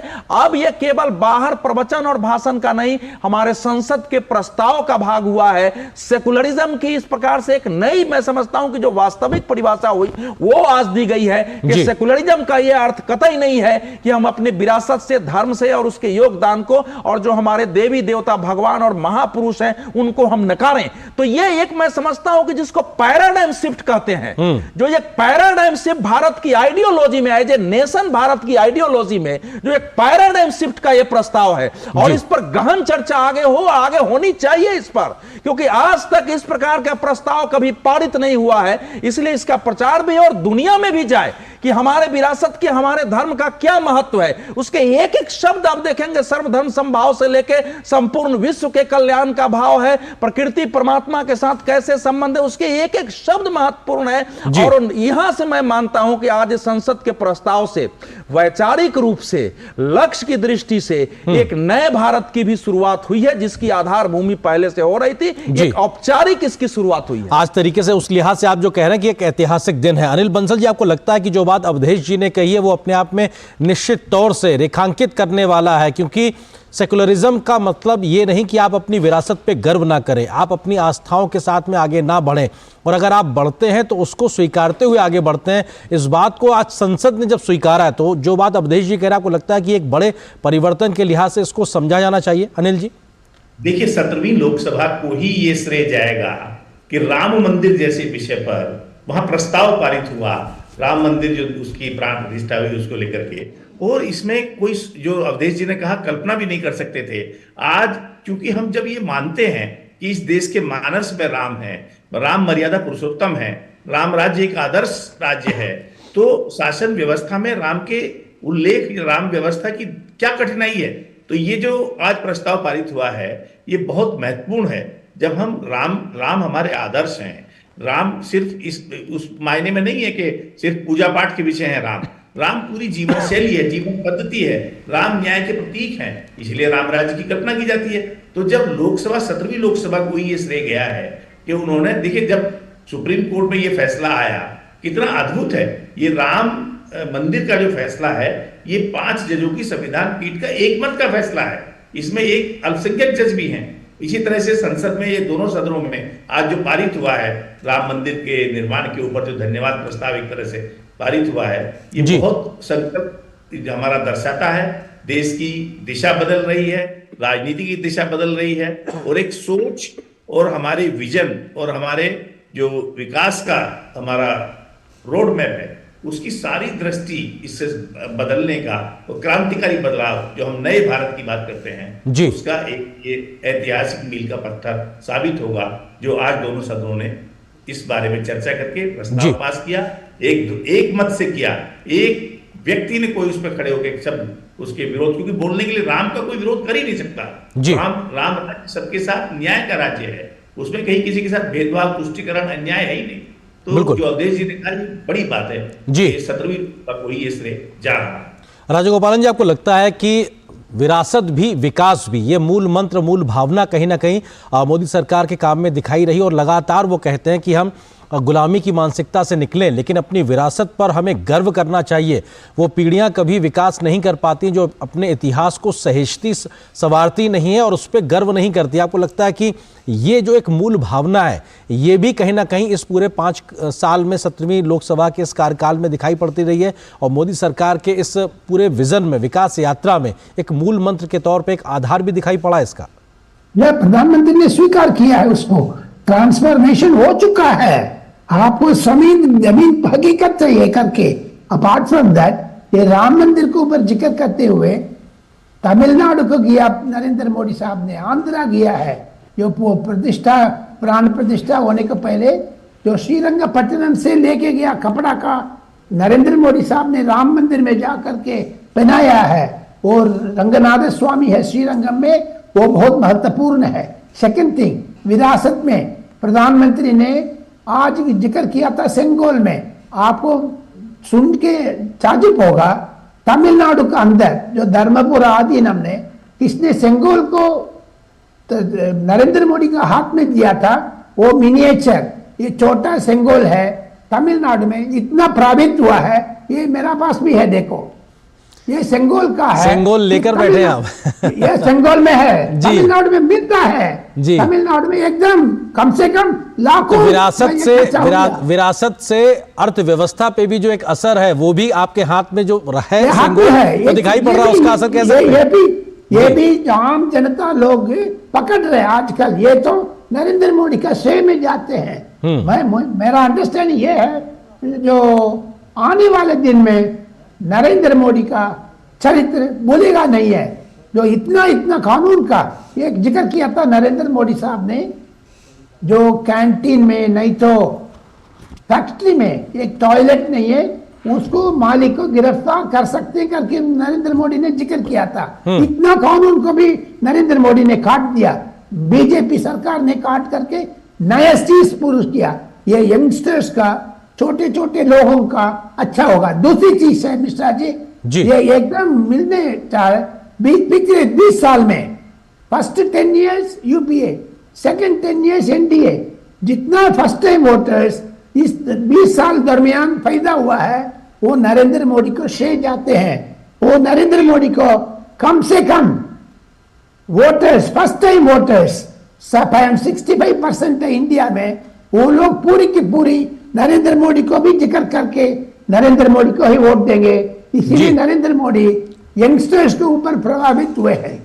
बिल्कुल, और शायद इसीलिए युवाओं को लेकर भी किस प्रकार से बीते 5 वर्षों में या बीते 10 वर्षों में जो काम किया गया उसका जिक्र भी प्रधानमंत्री ने किया। आप तीनों मेहमानों से हम इस बातचीत को जारी रखेंगे। फिलहाल एक छोटे से ब्रेक के लिए रुकते हैं, लेकिन वापस आएंगे तो इस बात को ही समझने की कोशिश करेंगे, क्योंकि देश को जातीय आधार पर बांटने की बात होती है, लेकिन प्रधानमंत्री 4 प्रमुख जातियों की बात करते हैं।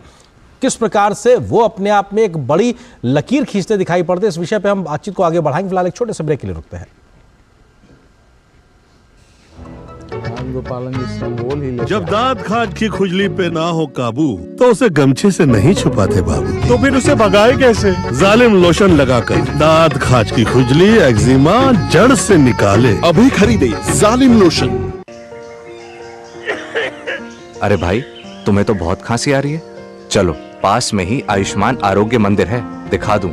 जांच और उपचार दोनों मुफ्त हो जाएगा। और अगर कुछ बड़ा निकल गया तो आयुष्मान कार्ड है ना, आप 7.5 5 लाख तक मुफ्त उपचार कहीं भी कभी भी। मोदी जी की गारंटी है ये। तेरे पापा मेरे सामने ही बनवाए थे कार्ड। और बताऊं, मोदी जी ने प्रधानमंत्री भारतीय जन औषधि केंद्र खुलवाकर महंगी दवाइयों से मुक्ति दिला दी है हम सबको। यहाँ दवाइयाँ सस्ती और अच्छी मिलती हैं। ये तो जानता हूँ, पापा भी वहीं से दवाई लेते हैं। देखा, सबको उत्तम स्वास्थ्य सेवा सुविधा देने की मोदी जी की गारंटी। करोड़ों लोग लाभ ले रहे हैं, आओ हम भी लें। मोदी की गारंटी यानी हर गारंटी पूरा होने की गारंटी। महंगे इलाज की छुट्टी, मोदी की गारंटी। यारो, शादी तो मैं प्रीति से ही करूंगा। कॉलेज टॉप करके अच्छी सी नौकरी लूंगा, झट से प्रीति को प्रपोज कर दूंगा, और फैमिली हॉलिडे स्पेन में। वाह यार, मैं तेरी प्लानिंग का बड़ा फैन। तू आज ही एसबीआई में अपना सेविंग्स अकाउंट ओपन कर ले और अपने स्पेन हॉलिडे की सेविंग शुरू कर। एसबीआई सेविंग्स अकाउंट के साथ पाइए सेफ, सिक्योर, कन्वीनियंट बैंकिंग और ग्रेट कस्टमर सर्विस। एसबीआई, देश का फैन। लाइफ में फाइनेंशियल आजादी के लिए एनपीएस जरूरी है। रिटायरमेंट में फाइनेंशियल आजादी रहे जारी, एनपीएस से आज ही करे तैयारी। एनपीएस जरूरी है। और ब्रेक के बाद आप सभी का एक बार फिर से स्वागत है हमारे इस विशेष कार्यक्रम में। 17वीं लोकसभा के आज बजट सत्र का आखिरी दिन था, जहां पर लोकसभा राज्यसभा दोनों ही सदनों में आज आखिरी दिन की कार्रवाई हुई और 17वीं लोकसभा के कार्यकाल के लिहाज से आज आखिरी दिन था। तो उस लिहाज से देखा जाए तो बहुत महत्वपूर्ण ऐतिहासिक दिन। प्रधानमंत्री का संबोधन भी हुआ, क्या कुछ महत्वपूर्ण बातें रहीं और 17वीं लोकसभा के इस पूरे 5 साल के कार्यकाल में क्या महत्वपूर्ण पड़ाव रहा है, इस पे बात करने के लिए 3 खास मेहमान हमारे साथ लगातार बने हुए हैं। अवधेश कुमार जी हैं, इसके अलावा अनिल कुमार बंसल जी हैं, राजगोपालन जी हमारे साथ में बने हुए। आप तीनों के साथ में हम इस चर्चा को आगे बढ़ाते हैं। जी राजगोपालन जी, ये जो सिंगोल लाए हैं कुछ हम लोगों को भी दीजिए भाई, देश में कुछ जगह जगह जाए। अरे मिला जी, मैं दे दूंगा। क्योंकि ये हमने तो, अरे बाबू, ये नरेंद्र मोदी का निशान है। नहीं, आप ये बताइए, का है क्या वाकई तमिलनाडु में आम लोग भी सिंगोल खरीदने लगे हैं? सारे तमाम लाखों पीसेस ये मैं सुनवाना चाहता था दर्शकों को, आर्येंद्र की। आप देखो कि लोगों की भावनाओं को समझना। यहाँ सेंगोल को लेकर कितनी आलोचना हुई है कि ये क्या हो रहा है, ये नाटक हो रहा है। अगर ये जो बता रहे हैं, तो सीनियर पत्रकार हैं तो सच बोल रहे हैं। बिल्कुल, क्योंकि ये आपके विरासत, तमिलनाडु के गांव में लोग सेंगोल खरीद रहे हैं, तो आप सोचिए कि भारत की भावना क्या रही है। और अयोध्या में राम मंदिर के निर्माण के बाद आप भी थे, हम भी थे, जिस संख्या में लोग वहां आ रहे थे और लोगों को कष्ट के बावजूद चेहरे पर कोई थकान का भाव नहीं होता था। सुरक्षा में घिरे हुए पूछो तो कोई शिकायत नहीं है। तो इसीलिए कह रहा हूं कि 17वीं लोकसभा के अंदर ये देश कैसे बदला है वो दृष्टिगोचर हुआ, और उसको औपचारिक रूप से संसद ने प्रस्ताव पारित करके, और प्रधानमंत्री और आज अमित शाह जी ने भी, जो गृह मंत्री, उन्होंने भी अपना भाषण देके उसको औपचारिकता दे दी है। ये एक महत्वपूर्ण भूमिका है। बिल्कुल, जो आप बात कह रहे रहे हैं वो विरासत। मैं समझता हूं जब तक भारत रहेगा तब तक इसको उद्धृत किया जाता रहेगा, तब तक भारत रहेगा। विरासत और प्रतीकों के साथ में कैसे हम जुड़े हुए हैं, इस बात को जमीनी स्तर से समझना, ये बहुत महत्वपूर्ण बात रवदेश जी आपने कही है। अनिल जी आपसे समझना चाहेंगे, क्योंकि अगर 4 जातियों को लेकर लगातार बात है, जिसमें किसान हैं, गरीब हैं, युवा हैं, महिलाएं हैं, इनको लेकर लगातार बात होती है, और युवाओं को लेकर प्रधानमंत्री ने आज भी कहा कि कैसे तमाम वो काम किए गए हैं जिससे युवाओं के लिए एक आधार तैयार हुआ है। पेपर लीक जैसी समस्या की समाधान को लेकर एक कड़ा कानून करने की बात की गई है। रिसर्च फाउंडेशन को आगे कैसे बढ़ाया गया है, तमाम सेक्टर्स में रिफॉर्म्स करके इकोनॉमिक रिफॉर्म्स किए गए हैं, स्पेस सेक्टर में रिफॉर्म किया गया, डेटा पे प्रोटेक्शन बिल लेकर आया गया। ये तमाम चीज़ों को प्रधानमंत्री ने गिनाया और कहा कि साहब युवाओं के लिए कैसे नए भारत का, विकसित भारत का एक आधार जो तैयार हुआ है, ये शायद अपने आप में एक बड़ा संदेश यहाँ से निकल के दिखाई पड़ रहा है। देखिए, जो विपक्ष ने या खासतौर से राहुल गांधी ने एक जातीय जनगणना का मुद्दा उठाया, मुझे लगता है ये बहुत ही एक तरह से एक बूमरैंग शब्द एक यूज करते थे अडवाणी जी, ये बूमरैंग करने वाला है। क्योंकि आज जब हम 21वीं सदी में जा रहे हैं, हम सर आपको रोकना चाहेंगे। इस वक्त एक प्रेस कॉन्फ्रेंस सीधे संसदीय कार्य मंत्री प्रहलाद जोशी जी करने जा रहे हैं, क्योंकि संसद की कार्यवाही को लेकर हम सीधे उन तस्वीरों का रुख करते हैं। मेनली फाइनेंशियल आइटम के लिए डिवोटेड रहते हुए भी टोटल 12 बिल पारित किए गए हैं। 7 bills were introduced in Lok Sabha, 3 bills in Rajya Sabha. Total दोनों हाउस में we have passed 12 bills including appropriate bill and other bills. As already mentioned by Honorable Speaker, particularly about this session, the productivity of the Lok Sabha is around 148%. And Rajya Sabha is around 137%. This is the fag end of the 17th Lok Sabha. If I can just give the overviews of this 17th Lok Sabha. It is one of the historic sessions for all of us, for the country and to government and to all MPs. Lok Sabha we held around 274 sittings.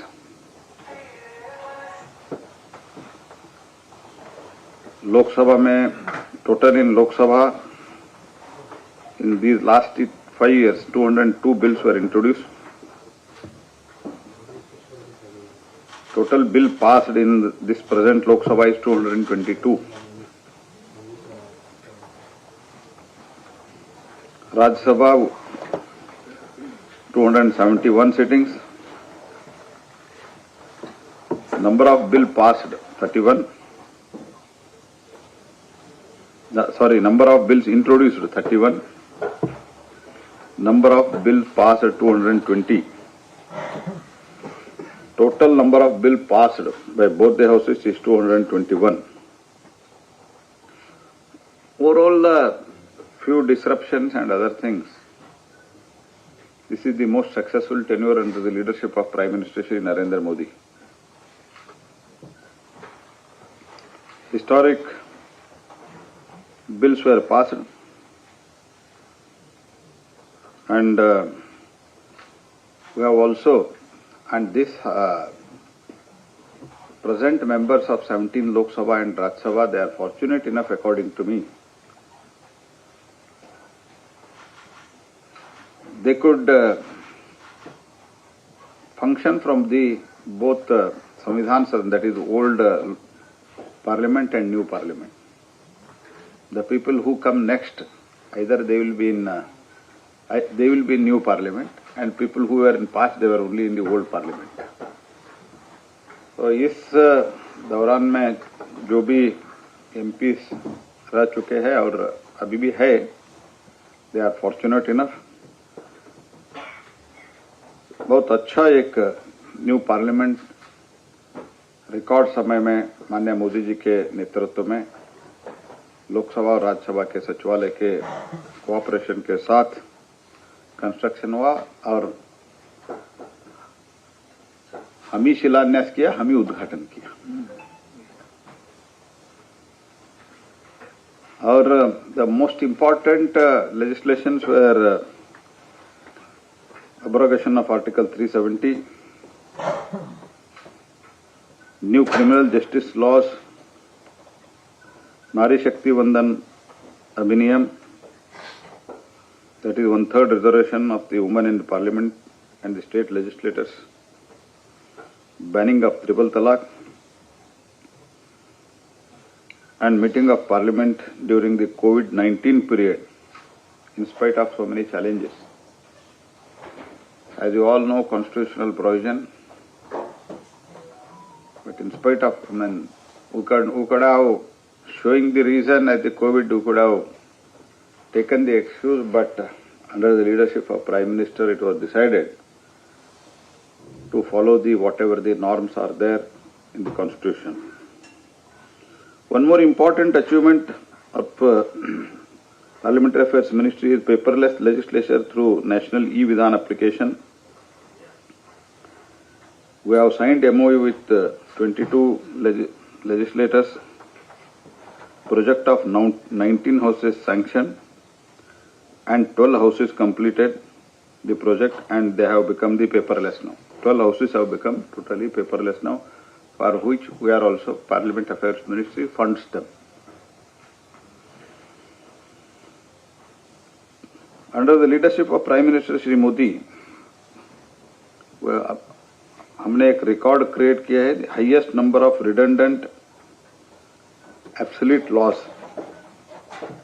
Are being scrapped. A total 1,562 old and redundant laws have been repealed so far from 2014. And I would also happy to share, it is a great pleasure and privilege for all of us to meet the Arjun Megwal ji and Muralidharan ji with the blessings of Honorable Prime Minister. We have completed 5 years terms as the 5-year term as the तीनों ने 5 years term as Parliamentary Affairs Minister after H.K.L. Bhagat and Narayan Sinha from at very beginning. Satyanarayan Sinha and H.K.L. Bhagat, they had the privilege of completing 5 years. After that, nobody had completed. I am really thankful, and we all three are thankful to Honorable Prime Minister and to all our senior leaders for having allowed to complete 5 years.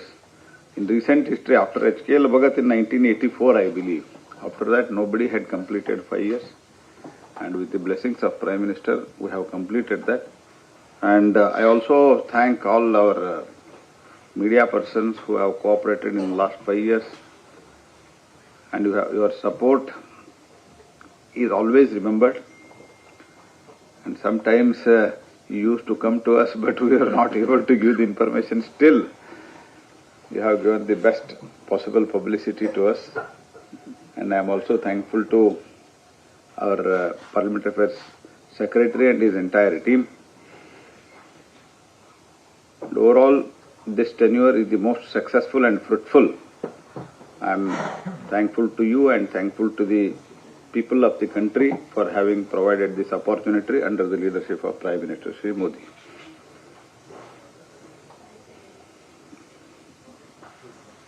कुछ बोलना है? आपके छूट गई तो उसको add कर देता हूँ।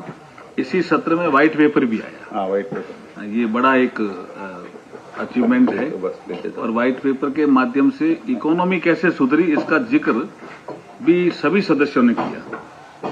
और मुझे लगता है कि यही पीरियड रहा होगा जब 3 भारत रत्न भी इस पीरियड में मिले। ये भी एक विषय रहा।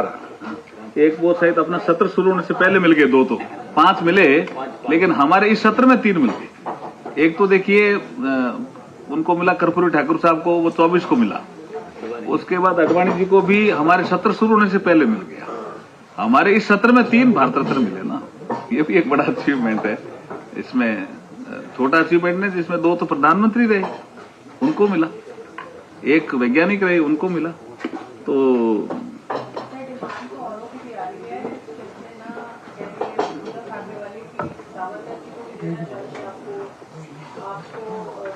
को भी देना चाहिए, बीएसपी डिमांड कर रही है, एमएनएस कह रही है कि क्यों बाला साहब ठाकरे को क्यों नहीं किया जाए। तो सॉर्ट ऑफ डिमांड्स उनकी शुरू हो गई है कि क्यों इनको भी क्यों नहीं रिकॉग्नाइज नहीं किया जाए। चलो समय समय पर संबंधित लोग देखेंगे। हाँ, डिमांड तो आती है, जो विचार भी होता है। उनकी चौधरी चरण सिंह की डिमांड भी तो आप कांग्रेस के जमाने में नहीं आई थी क्या? नहीं, कांग्रेस जमाने में नहीं आई थी चरण सिंह जी की डिमांड, उन्होंने क्यों नहीं पूरी की? क्योंकि किसान पुत्र से उनको लगाव ही नहीं था ना।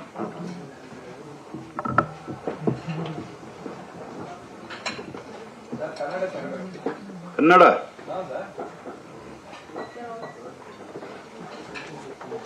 ಬಜೆಟ್ ಸೆಷನ್ 10 ದಿವಸ ನಡೆದಿದೆ. 11 ದಿವಸಗಳ ಮಧ್ಯದಲ್ಲಿ ಒಟ್ಟು ಲೋಕಸಭೆಯಲ್ಲಿ ಇದು ಬಜೆಟ್ ಸತ್ರ ಆಗಿದ್ದು, ಮುಂಗಡ ಪತ್ರದ ಅಧಿವೇಶನ ಆಗಿದ್ದು, 7 ಬಿಲ್ಗಳನ್ನು ನಾವು ಲೋಕಸಭೆಯಲ್ಲಿ ಇಂಟ್ರೊಡ್ಯೂಸ್ ಮಾಡಿದ್ದೀವಿ. 3 ಬಿಲ್ ರಾಜ್ಯಸಭೆಯಲ್ಲಿ ಇಂಟ್ರೊಡ್ಯೂಸ್ ಮಾಡಿದ್ದೇವೆ. 2 ಸದನಗಳಿಂದ 12 ಬಿಲ್ ಪಾಸ್ ಆಗಿದೆ ಮತ್ತು ಪ್ರೊಡಕ್ಟಿವಿಟಿ, ಲೋಕಸಭೆ ಪ್ರೊಡಕ್ಟಿವಿಟಿ 148% ಆಗಿದೆ ಈ ಸರ್ತೆ. ರಾಜ್ಯಸಭೆ ಪ್ರೊಡಕ್ಟಿವಿಟಿ 137% ಆಗಿದೆ. तो प्रहलाद जोशी संसदीय कार्य मंत्री, इन्होंने इस बात का जिक्र किया कि इस सत्र की उत्पादकता और किस प्रकार से महत्वपूर्ण रहा, और इस बात में एक रोचक तथ्य उन्होंने ये भी रखा कि संसदीय कार्य मंत्री के तौर पे 5 साल उन्होंने लगातार काम किया, और ऐसा बहुत कम लोगों को 5 साल लगातार संसदीय कार्य मंत्री के तौर पे काम करने का मौका मिला हो। इसके लिए भी उन्होंने प्रधानमंत्री का धन्यवाद दिया। लेकिन लोकसभा की सत्र में उत्पादकता 148%, राज्यसभा में 137% रही है। लोकसभा में अगर 17वीं लोकसभा के लिहाज से बात की जाए तो 202 बिल लाए गए, 222 बिल पास हुए हैं ओवरऑल। राज्यसभा की अगर बात की जाए तो 220 बिल वहाँ से पास हुए, और दोनों सदनों से मिलाकर अगर बात की जाए तो 221 बिल दोनों सदनों से पास हुए हैं। ये अपने आप में एक महत्वपूर्ण बात है, और 12 जो बिल हैं वो लोकसभा से इस सत्र में अभी पास हुए हैं। इसके अलावा जो मौजूदा 17वीं लोकसभा के सदस्य हैं, इसके अलावा मौजूदा समय में जो राज्यसभा के सदस्य हैं, उनको ही मौका मिला है नई और पुरानी संसद दोनों भवन में बैठ के काम करने का। पहले वालों को पहले पुरानी संसद का ही मौका मिलेगा, और अगली 18वीं के लिहाज से अगर देखा जाए तो उसमें नए को मौका मिलेगा, लेकिन दोनों में काम करने का मौका मिला है मौजूदा समय में। इस बात का जिक्र उन्होंने किया। इसके अलावा तमाम महत्वपूर्ण विधायी काम भी गिनाए जो इस 17वीं लोकसभा के समय में हुए। धारा 370 की बात हो, नारी बंधन अधिनियम की बात, ट्रिपल तलाक का जिक्र भी किया गया, और कैसे कोविड के समय में संसद ने काम किया इस बात का भी जिक्र किया, और पेपरलेस एक तरीके से काम की शुरुआत हुई है, और नए संसद भवन का जो उद्घाटन भी किया है प्रधानमंत्री ने, शिलान्यास भी किया था, इस बात का भी जिक्र किया। हम अपने मेहमानों चर्चा जारी रखेंगे, फिलहाल एक छोटे से ब्रेक के लिए रुकते हैं।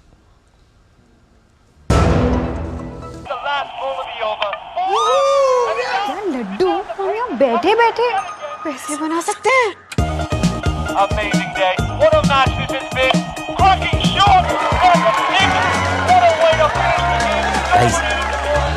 मैं तुम्हारे बिजनेस आइडिया का बड़ा फैन हूं।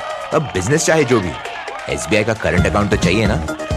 SBI करंट अकाउंट से सिंप्लीफाइड बिजनेस ट्रांजैक्शन और ग्रेट कस्टमर सर्विस। SBI देश का फैन। मोदी सरकार की गारंटी, हर घर पहुंचेगा नल से जल। अब तक 13.5 करोड़ से अधिक नल कनेक्शन। हमारा संकल्प विकसित भारत। जब दांत खाज की खुजली पे ना हो काबू तो उसे गमछे से नहीं छुपाते बाबू, तो फिर उसे भगाए कैसे? जालिम लोशन लगाकर दांत खाज की खुजली एक्जिमा जड़ से निकाले। अभी खरीदे जालिम लोशन। गोल्डी छोले मसाले, जहाँ जाए रिश्ते बनाए, जहाँ जाए रिश्ते बनाए, गोल्डी मसाले। लाइफ में फाइनेंशियल आजादी के लिए NPS जरूरी है। रिटायरमेंट में फाइनेंशियल आजादी रहे जारी, NPS से आज ही करे तैयारी। NPS जरूरी है। एक स्टार्टअप सॉलिड था, प्लान था कड़क, करना था समथिंग ग्रेट, पर शुरू से प्रॉब्लम्स ने घेरा यूं कि बिजनेस हुआ अपना लम्बेट। बिजनेस गुरु की जरूरत थी खास, सीधे गए SBI स्टार्टअप ब्रांच पे तो खुल गया success. Startup advisory and support SBI startup branch पे। और बजट सत्र के अंतिम दिन आज संसद के दोनों सदनों में ऐतिहासिक श्री राम मंदिर और श्री रामलला की प्राण प्रतिष्ठा पर चर्चा हुई। राज्यसभा में चर्चा के दौरान भाजपा के राष्ट्रीय अध्यक्ष JP नड्डा ने क्या कुछ कहा, ये आपको सुनाते हैं। ये दीगर बात है कि जब सारा देश एकजुट था, जिसका प्रमाण हमको 22 जनवरी को देखने को मिला, दुनिया एकजुट हुई, सारी दुनिया ने एक माना, तो कुछ लोगों ने अलग राग भी अलापा और अलग तरीके से भी उसको देखने का प्रयास किया। और जब अलग तरीके से देखने का प्रयास किया तो उसमें रुकावटें डाली, रोड़ा डाला, अटकाना, लटकाना, भटकाना, रास्ते से अलग तरीके से ले जाना, यह भी हम लोगों ने देखा है।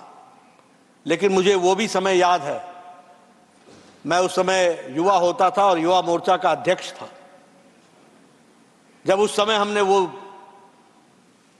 गोलियां भी देखी, वो लाठियां भी खाई, वो जेल के दर्शन भी किए, वो कार्यालयों की बंदी भी देखी, और वो दिल्ली में जो लोग कहते थे कि परिंदा भी नहीं फटकेगा, वहां आंदोलन भी देखा, वो भी हम लोगों ने समय देखा। मैं उसका चश्मदीद गवाह हूं। इसलिए अध्यक्ष महोदय, सभापति महोदय, जब मैं खड़ा होकर के बोल रहा हूं तो मुझे इतनी खुशी हो रही है, और मैं जिसे मैं कहता हूं कि मेरे रोंगटे खड़े हो रहे हैं, क्योंकि मैंने वो सब, जितना वो संघर्ष का काल था, वो देखा है। हमने अटल जी का वक्तव्य देखा, हमने अड्वाणी जी का संघर्ष देखा, हमने वो लाठियां चार्ज जब हुई वो देखी, हमने साधु संतों का संघर्ष देखा। लेकिन वही भला जो अंत भला, वो अंत भला हुआ, और हम एक लंबी प्रक्रिया के बाद इस कार्य को हम कर सके हैं। यहां मैं ये भी कहना चाहूंगा कि सनातन धर्म ने और देश ने अपने धैर्य का भी पूरा परिचय दिया है।